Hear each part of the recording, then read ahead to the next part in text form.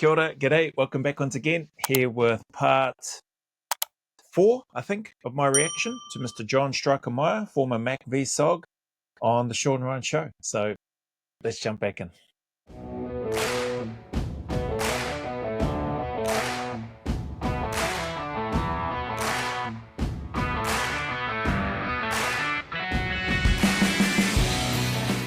And I mean, there are things the South Vietnamese did wrong. President Diem, who was assassinated with a coup in November of '63, he was really harsh. Catholics were a minority, religious minority, and then you had the Buddhists that were against him. And some of the things that family did made it very difficult to support. And that, then the media, of course, would play up these things and report that's what actually happened. But meanwhile, you had the communists that were coming into the country, thwarting the people and wanting to take it over so that they could control the people and the land. And, like my classic example for me, once I got on my recon team, we had people, 3 members of our team had grown up and born in North Vietnam, came south with their families in '54.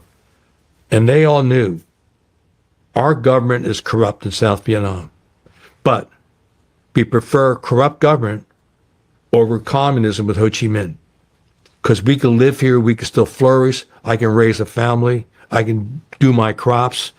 We know when the communists take over, they're going to fuck you over any way they can, as only communists do. And they were willing to die for it. And that was... Holy crap. What a bloody terrible situation to be in. I have no idea. I'm not educated on the communist regime and what they believe or anything like that. I couldn't care less. It's not something that I delve into.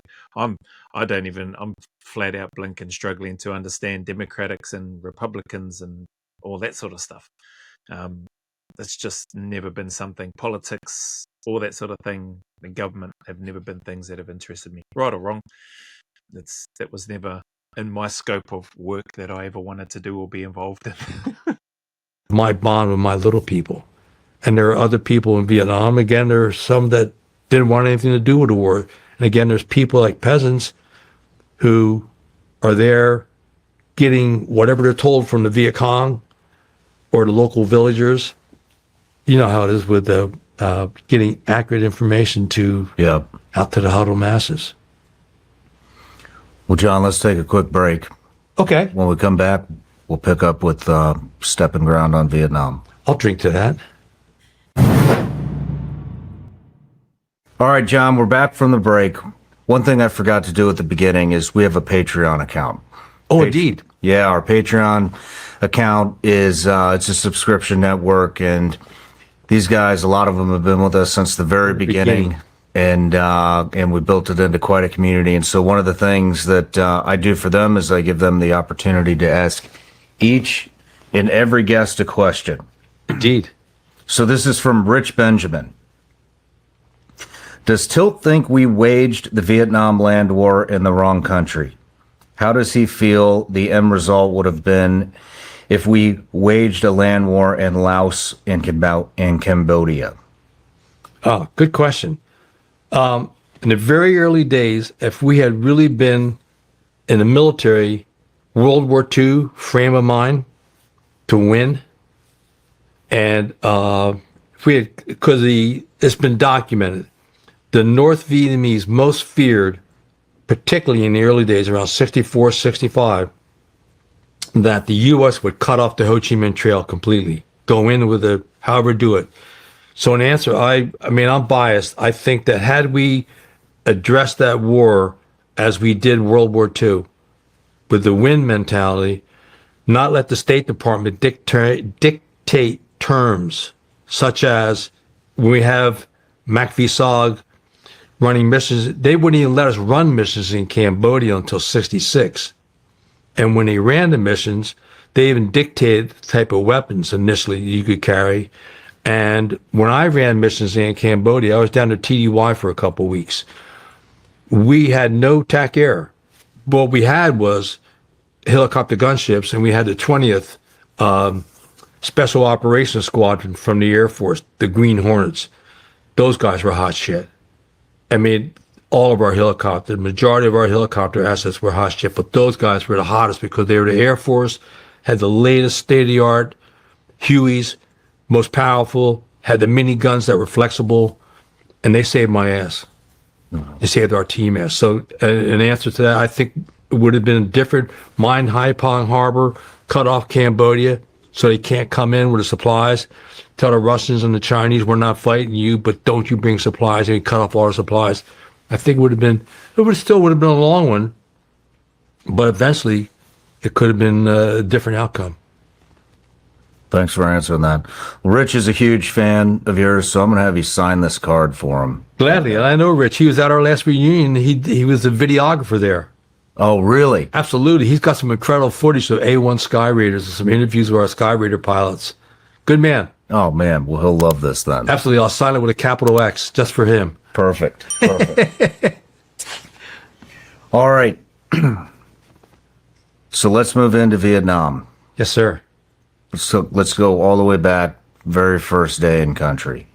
Well, we had a month R&R. I went up to my cousins. They were farmers up in New Jersey. I hung out with my cousins, worked the fields up there with them.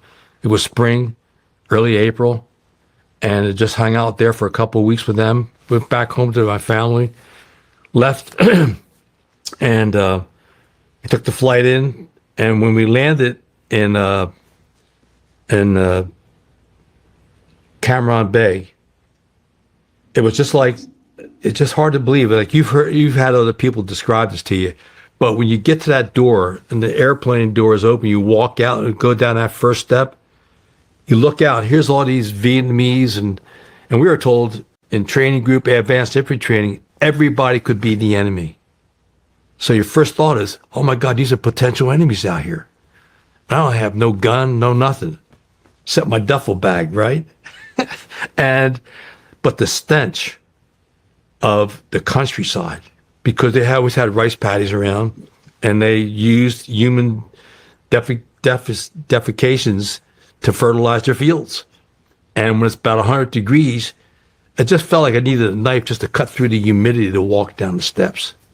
And the stench was just unbelievable. And we went down, had a little quick in-country briefing. We got transport to 5th Special Forces Group headquarters in the Trang. And that was in Tu Quoc, had a beautiful beach. And at that point, in April of 1968, that was where all the training was done for in-country. So we're there. We had, I think it was 3 weeks of in-country training. Everything from patrols, and our patrols, we had no combat of any sort, but we learned all the patrol tactics that they used, and worked TAC air, helicopters, had classes on, again, about communism and whatnot, and we had every kind of helicopter except an H-34, which we'll get to in a few minutes, and then at the end of the training, and the last week, they showed the film, The Green Berets, with John Wayne. It's like, far fucking out, man. Look at this. Hell yeah. Yeah, so we get done, and just like they told us in training group, the last day, we're there, we had to do all the needles and stick yourself and all this stuff, how to survive basic first aid stuff, combat wounds and things like that. Little guy comes out. We're looking for volunteers. So my good buddy Johnny McIntyre goes, for what, Sarge? Can't say. Either you're in or you're not. Well, hell, we just saw the movie. What would the Duke do?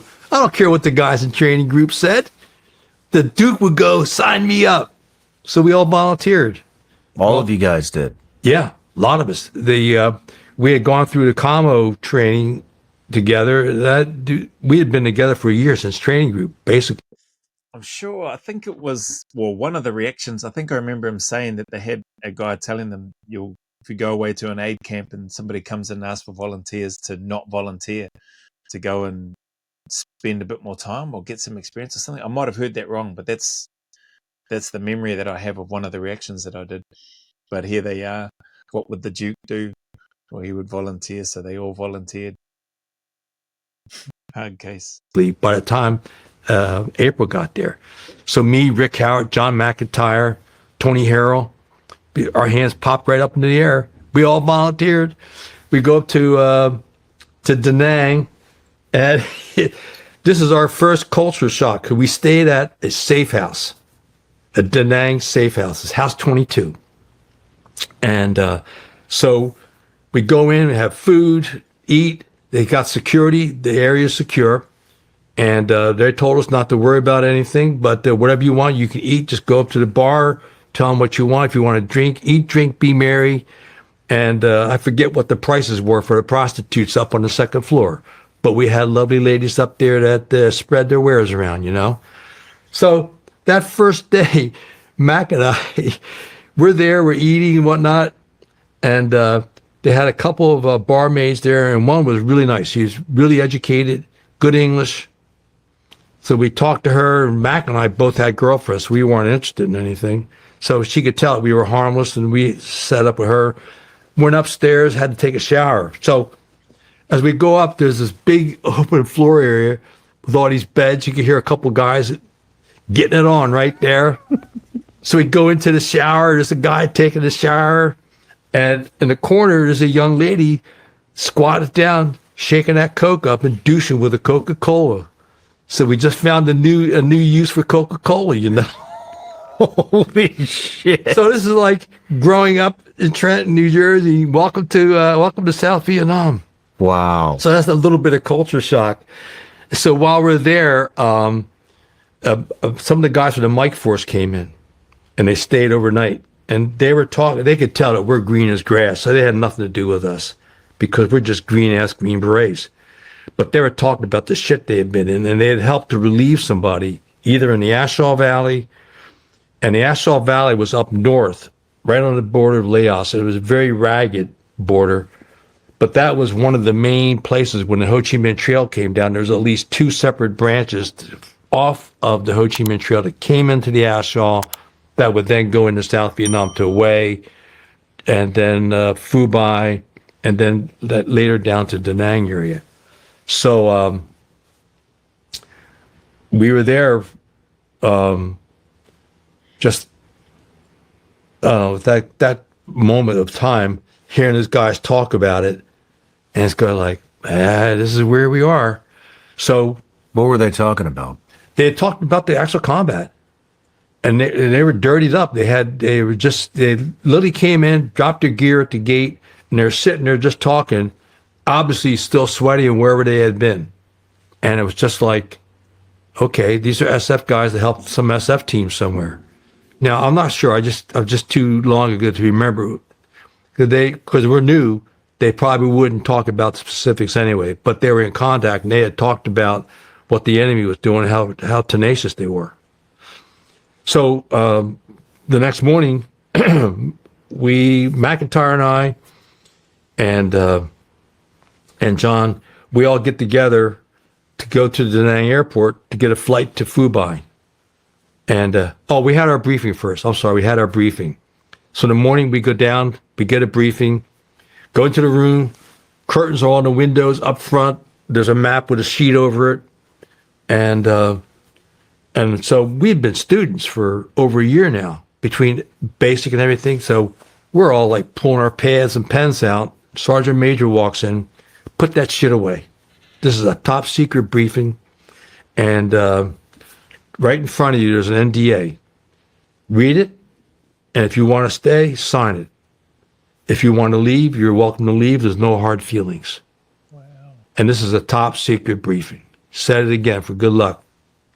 So we all signed, and then the curtain, they pulled the sheet off the map.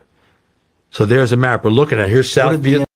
I can just imagine, well, I can't imagine, but just sitting here thinking that I could imagine the excitement that I'm wondering or guessing, I wonder if he'll speak about it, that they may have, I was going to say must have, but that they may have or might have felt. That's, coming in, like you said, green. They've been students, didn't surprise me. I was waiting for them to say that they're probably going to get told to put those away, put that crap away. They're so used to, like they say, a good soldier always has a notebook and pen on them. Always has a notebook and a pen.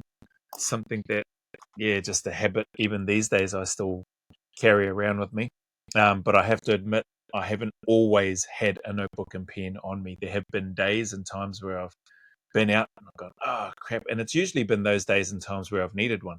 Every other time when I've had a notebook and pen on me, I usually don't need it, or people don't ask for a pen and paper. And then when the times when I haven't had it, sure enough, Murphy's Law, I haven't had one.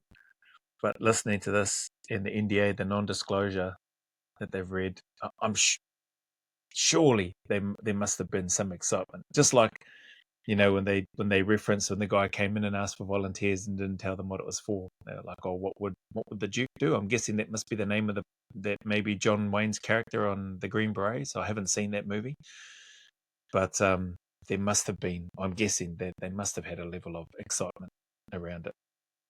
NDA say? Say again? What did the NDA say? Oh, you can't talk about it for 20 years. If you talk about anything or take any pictures, you could be prosecuted federally.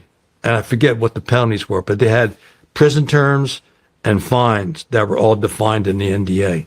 Had you talked about anything about it, and the sergeant major, the first thing you said was, read these. You can't talk to your mama, your girlfriend, or anybody. No pictures, no nothing. You can't talk to anybody about this mission unless it's somebody else that you're working with at your base. Welcome to the secret war. This is top secret. And your reports go directly to the White House. Okay? So there's the map. Vietnam, I Corps is up north, 2 Corps, which is Khartoum, Nha Trang on the beach, 3 Corps, which is Saigon, 4 Corps, which is much bigger, but it's all the swamps and waterways. Just a horrible AO. I never got down there, fortunately. And we go through then look at Laos. Here's Geez, just when he mentioned that swamp area and the horrible AO, I wonder, it'd be cool if Sean gets some people that have been in that area of operations to talk about some of their experiences, because, yeah, no doubt that must have been very different to, by the sounds of things, some of the stuff that Mr. Meyer has been involved in the secret war. Welcome to the secret war. Holy heck. target boxes, 6x6 target boxes, all the way up and down. And then in the Cambodia, some targets. And so he went on to explain a little bit, this is what we do. We go across the fence into Laos or into Cambodia. You'll run top secret missions. You either be with a recon team or a hatchet force. So a recon team will be 2 or 3 Americans, and you'll have indigenous personnel. And that would be, they could be Montagnards, South Vietnamese, they could be Nungs or Cambodians. In some cases, they have Cambodian hatchet force. So the recon teams would be small units, like they could be teams that run a mission could be 4, 6, 8, maybe up to 12. And then a hatchet force is a platoon or a company size operation. And there you would have the number of Green Berets for each squad and a platoon leader, and explain that basic structure. So we all signed them, did the briefing, and then they took us over to get a helicopter up to FOB1. The next day, we get the helicopter ride up. So again, it's culture shock. We had all that training with helicopters, but nobody told us about a King Bee, a South Vietnamese Air Force H-34 helicopters developed during the Korean War. And they were built by Sikorsky. They had a B-17 rotary engine that the pilots essentially sat on top of. So it was a 9-cylinder B-17 engine. And then the back had a passenger compartment with one door on the right side. And for where we sat, when we looked up, we could see the pilot's feet on the pedals. So we're down, and so for our flight, it's like, what the hell is this? And all of a sudden, here's a South Vietnamese guy flying our helicopter. Where we're used to Americans, it's like, okay, here we go. And so me, Johnny McIntyre, and John, we get in, and as I sit down, I see the guy on the microphone go, because we're green. You got new starch pad, new jungle boots and everything. So we go up, we're flying up Highway 1, going down Highway 1, and it's just for the first flight. And so we're going along, we go past the Phu Bai Airport, and we go past the 2nd Armored Training Division, And all of a sudden, the helicopter goes like this to a 90 degree on its side to a turn. And it did a 360. Well, I saw that guy. I thought they were going to do something like that. But McIntyre and John Hutchins are going like, "Well, fuck me to tears. What's going on?" They're hanging on like that. And the door guard is going, "We got him." So we turn around and we land. We get off the helicopter. A recon team gets on the helicopter. Spike Team Idaho. The team leader, who I didn't know, is Glenn Lane. And his 1-1 assistant team leader is Robert Owen. I forget, they either had 4 or 6 indigenous troops. They take off, never heard from again. Welcome to the secret war. So we go into base, sign in, and as we go, there's a long pathway, and the second Arvin compound is right here, a big fence, and then there's the road in, and then you turn left. There was S1, S2, S3, and then on the other side was S4 for supply. So we go in, report in S1, and I come out, and I hear this voice, "Tilt Meyer!" And I'm with John McIntyre. So I was in A company in training group. Johnny Mac was in B company, and we beat his softball team in every game. And the reason why we beat him was Spider Parks was our pitcher. And I hear, "Tilt Meyer!" Spider Parks. Holy shit, Spider, you're here? We had gone through training group together. And of course, he made fun of Johnny McIntyre because he's a B company puke, And so then Spider took us around, showed us the base. And Mac went to a separate room, and Spider said, "No, you come down. You stay with me. Us A company guys, you B company guys, you go somewhere else." So I went down with Spider, had a bunk with him, and they were monitoring the team progress. And after lunch, Spider goes, "I'm going to go to S3. Come along. You can meet the people in S3. He says, "We haven't heard from the team." Well, they never heard from the team ever again. And 2 days later, 1 or 2 days later, Spike Team Oregon went in with George Sternberg and Mike Tucker. They went in with, I think it was 5 or 6 indig. They flew into the LZ that Idaho had landed on. They saw some tracks in the grass that where the team could have gone. They began to move, following it, trying to figure out where the team might be. And they moved for a short distance. They saw a checkpoint down on a road that was far off. I forget how far away it was. But bottom line, the NVA knew they were there. They turned around and came back and began to make contact with them. And the team went into a big bomb crater. And the whole firefight started. They're in that bomb crater for a long period of time. And they started throwing hand grenades in. And then they started throwing in American hand grenades. And so George caught the first hand grenade and threw it out. And the second and the third hand grenade that came in, Mike threw one out. But the next one went down further and he couldn't get it in time. And when it went off, it exploded. It literally blew his jungle boots off. Plus shrapnel. And the medic on the team was severely injured. And he was paralyzed from the waist down from the impact of the grenade. So there's firefights going on. They do TAC air. They finally bring in the first King Bee. That's the code name for the South Vietnamese H-34s. First King Bee comes in. They get the wounded and the medic, get him and put him into the helicopter. They take off. The second helicopter comes in. And so it's just down to George and a couple of people. And they're right in the middle of the firefight. They're going back and forth with each other. And again, TAC air is being used. Helicopter comes in. George gets to the helicopter. And one of the guys had been wounded. So he puts the wounded guy in. As he turns around, he sees an NVL. George is left-handed. He turns around, and this guy shot George with his AK. And George turned around and killed him. But before he did, there's another NVA popped up. He goes, to the NVA. Then he shot him. Damn. Now, he never knew this because it happened so fast, but Spider Park saw him do it because Spider was in the third helicopter. Was it what we call the chase medic? Because whenever the first one or two helicopters are designed for the team, the chase helicopters are in case the other one gets shot down or if you need a medic. And so Spider was there on the chase ship, saw George do that, but they got pulled out, and they were several months recuperating from those wounds and things. And we never heard from Idaho again. So with our team, we were just, again, divine intervention, in my opinion. We had Spider Parks, who had been on Idaho.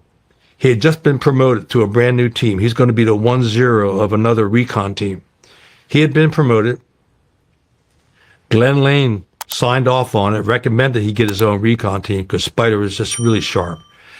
And Hep, the interpreter, who spoke 4 or 5 languages, he used to improve my English once I got to know him. And then Sal, who was the Vietnamese team leader, the counterpart to the team leader, the American Green Beret. Hep was sick, didn't go. Sal was not his rotation. They rotated because they had 10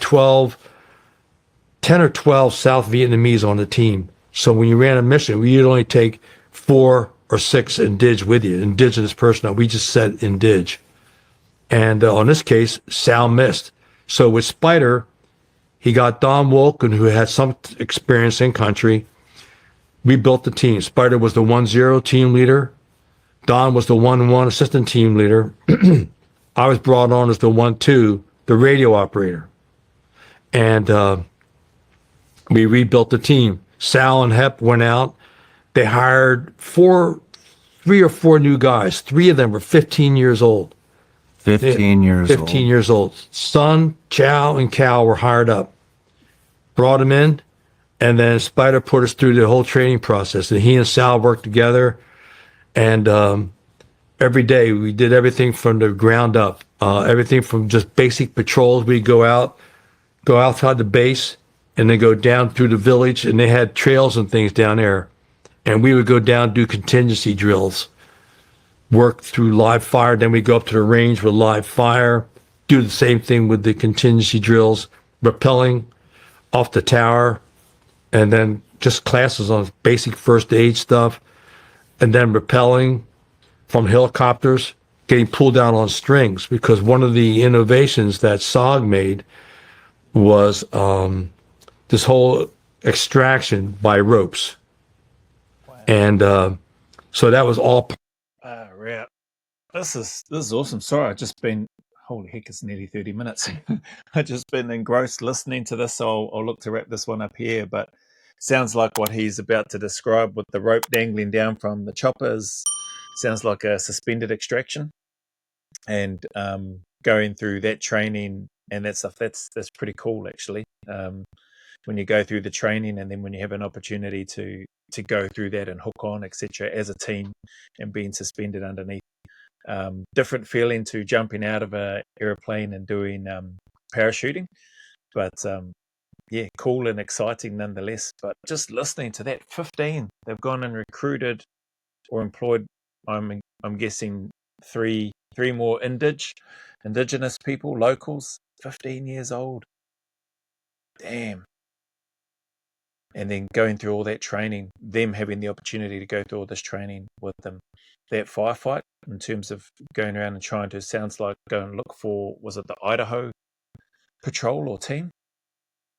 And it sounds like, unfortunately, never finding them, never seen or heard from again. It's a shame in regards to how that sounds like it all worked out or turned out. Far out. So many stories. The piece about the guy giving the finger to one of the enemy, I suppose, for want of a better term, before shooting them. And somebody in the other chopper, I think he said, I forget who it was, Spike or something, somebody who saw that or witnessed it. Man, just different times, different conflicts, different. Just I'm not only because I don't know the landscape and the environment and the places that he's describing. But also, that's why I don't really have much to interject on, but I'm just enjoying listening to it. I'm the type of person I would much rather be listening and or watching somebody explain and talk about it, or watching a movie rather than reading a book. That's just how I'm wired. Call it lazy, call it whatever, but I prefer listening and watching something rather than having to read the book, the words on the paper. I don't mind reading from time to time, but yeah, I'm not a big reader, not a big fan of it anyway. Put it that way. But well, I'll leave this one here. Appreciate your time. Those that have stuck around, not really much in terms of a reaction from me, or it doesn't feel like anyway, because I'm just engrossed in listening to Mr. Meyer speak about where he's at to the secret war. Welcome to the secret war. Holy heck. If anybody was wanting to join the military, to join a special forces unit, listening to this guy, and no doubt others that have been a part of this unit and the jobs that they've done, that sounds like the place that you wanted to be. But man, appreciate your time once again. As always, the message is the same for anybody that might be going through any dark times, difficulties, challenges, even if it's just a case of needing a reminder from time to time to, regardless of those challenges, to keep turning up, to keep staying in the fight, to put one foot in front of the other, and to take one day at a time. Man, just know and trust that the sun will shine again, as long as you want it. If you want things to get better, my experience has been is that they can, they will, and they do get better. But it's not going to come easily, and sometimes it can take a long time, or can feel like it's taken a long time. But things do get better, I promise you that. The sun will shine again. There is a light at the end of that tunnel. So just stick at it. As always, go always a little further. Remember, who dares wins and who cares wins. And until the next video, there's a big mana wave coming from me to you, filled with my aroha, respect, appreciation, and gratitude for you all.